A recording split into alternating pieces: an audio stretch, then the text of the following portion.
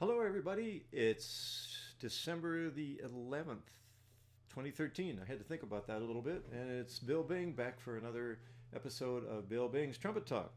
So today, I wanted to follow up on some of the things I've talked about in the recent Trumpet Talks. In particular, starting off with the one finger buzz. And the more I think about the one finger buzz, the more I think I'm apt to call it the Big Bang Theory of trumpet playing, because this is as you would want the universe of trumpet playing to begin. That is, the finger straight up and down and the lips perpendicular to the finger. If the finger was plumb, then you would put the lips to the finger straight up and down. And you'd want the lip pressure to be equal on the finger. Whatever pitch. I got lucky. That's concert B flat. But in any case, you'd want that to be the embouchure you have for all of your playing. This is in the ideal world, so that when you put the mouthpiece up to the lips, the mouthpiece rim becomes the fingers, and there's equal pressure on the upper and lower lip. Of course, that's in the perfect world. And there are only a few people that I know of that really are able to pull that off. And I know them, and they play well, and it's quite remarkable, really. They just are such fantastic players. You could say they were natural players, but then, of course, they had to work very hard to become natural players and become great players. But that's the beginning of it. And so to keep that in mind as you're playing. Of course, there's exceptions to this rule, as there are to every other rule, it seems like, in trumpet playing. As soon as you get comfortable saying this is the way it has to be, you find somebody that plays different and still sounds wonderful. Anyway, I'm going to continue on now with what I would do in a lesson with one of my students. And the first thing I would do is have them take the finger and hold it perpendicular to the floor or plumb from the ceiling, and the two lips meeting it. And maybe have them buzz that.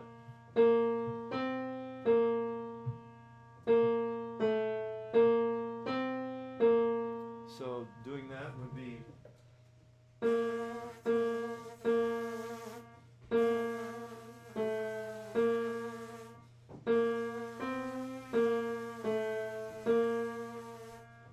pretty much any pattern you want, and sometimes I'll do this.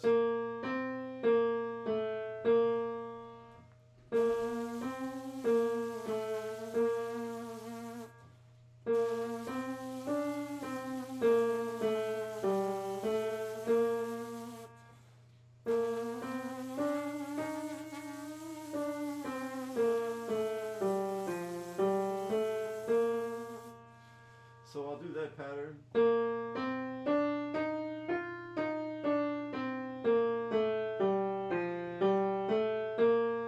Keep buzzing that, maybe go up to the next step. And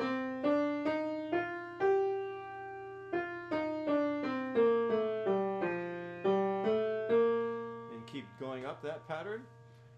Then the next thing that I'll do in a lesson, after I've done that, might be to take the lead pipe or the crook out, and the tuning crook, and do some of the exercises that Bill Adams is most closely associated with. I think he was the first person I know of anyway to do these kinds of studies with a crook out. But in any case, just to buzz that note, concert E flat.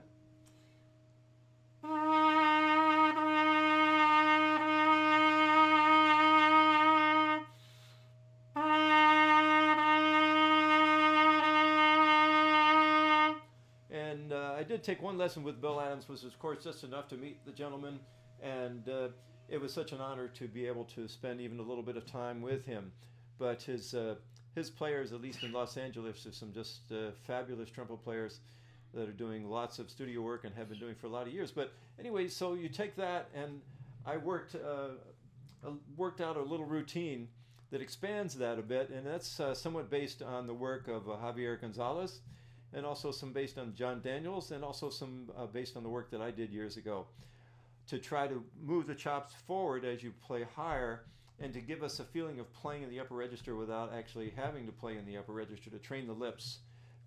Just part of the routine. So I would do. Then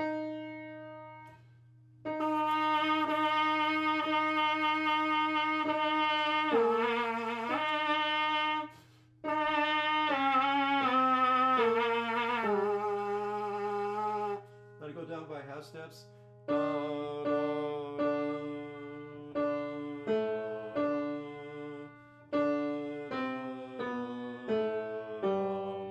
Then I go down another half step.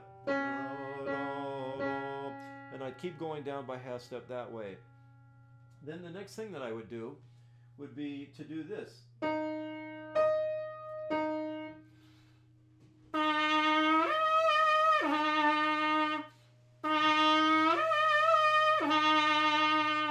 As I go higher,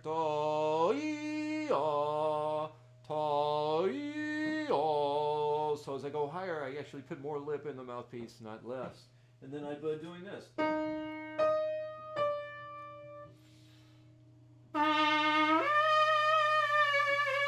Of course, you don't need the valve. I'd like to have some sense of when the air is moving, so I'll either push down a valve or I'll just push down on the side of my lead pipe. And then this.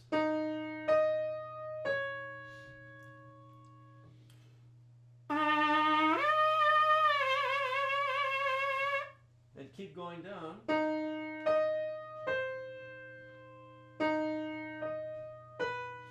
As far as you can go. It gets tough when you start to get to the concert, to the B flat. Then you really have to move your lips forward in order to pull that off.